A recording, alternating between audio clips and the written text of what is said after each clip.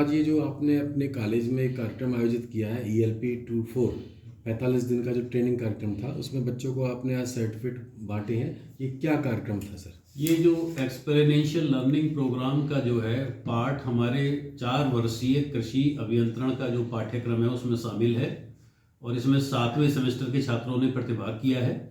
और इसका जो प्रमुख उद्देश्य है वो छात्रों को अपने हाथ से करके सारे एक्सपेरिमेंट्स या ट्रैक्टर इम्प्लीमेंट्स या जो भी एग्रीकल्चर इम्प्लीमेंट्स हैं उनको अपने हाथ से खोल के अब चला के सारे व्यावहारिक ज्ञान उनको प्राप्त करने हैं। जी, तो क्या कोई बच्चों को जो वर्तमान में छात्र यहाँ पर एनरोल हैं एग्रीकल्चर इंजीनियरिंग में, लगभग उनके प्लेसमेंट तय हो चुके हैं, चाहे वो इरिगेशन की कंपनी हो चाहे वो किसी ट्रैक्टर की इंडस्ट्री हो।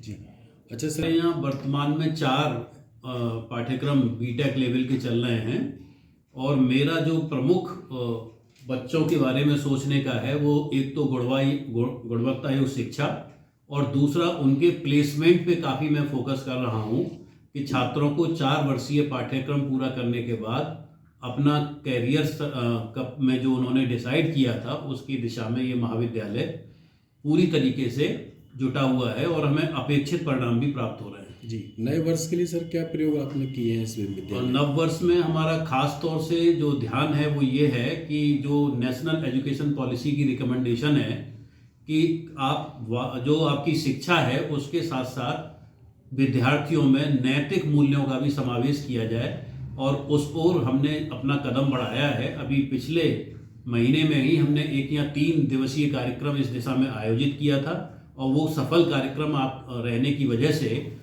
All India council of technical education ने इस इटावा इंजीनियरिंग कॉलेज को centre of excellence ethical education में बनाने का निर्णय लिया है। जी, और भी कोई प्रयास आपने नया इस विषय में? हाँ, मैं ये भी कोशिश कर रहा हूँ कि जो हमारे छात्र हैं उनको किसी भी तरीके की असुविधा ना हो और मैं एक जो हमारा काफ़ी क्षेत्रफल होने के नाते यहाँ अक्सर सांप और अदर तरीके की चीज़ें बच्चों के छात्रावासों में निकलती रहती हैं, उनको दृष्टिगत रखते हुए मैंने यहाँ स्नेक बाइट हेल्पलाइन भी प्रारंभ करने का निर्णय लिया है जिस पे माननीय कुलपति महोदय का अनुमोदन भी प्राप्त हो चुका है। जी, अच्छा सर, एक जैसे खबर आ रही कानपुर से कि आपके कुलपति महोदय के बारे में एक कहा गया है कि उन्होंने कुछ गेस्ट फैकल्टी को हटा करके और नए जो है अपॉइंटमेंट कर दिए हैं। ये बिल्कुल निराधार है, ऐसा कुछ नहीं हुआ है। केवल जो व्यक्ति अपने मानक पूरे नहीं करता है या जिसका कोई आचरण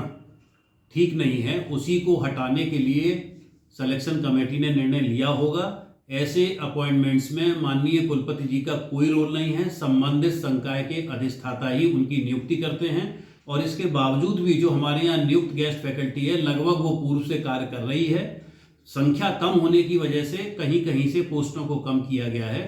तो ये जो आरोप जिसने भी उनके ऊपर लगाया है ये बिल्कुल निराधार है और इसका खंडन मैं बहुत ही स्पष्ट शब्दों में करता हूं कि माननीय कुलपति महोदय बहुत ही उच्च शिक्षा प्राप्त, विदेशों से शिक्षा प्राप्त हैं और उनका विजन निरंतर इस महाविद्यालय को अंतर्राष्ट्रीय स्तर पर पहुंचाने का है। जी, जैसा कि आरोप लगाया गया है कि जातिगत विद्वेष की भावना सिलेक्शन हटाए गए हैं। नहीं, ऐसा नहीं है। हमारा आप डेटा यहाँ से ले सकते हैं महाविद्यालय से।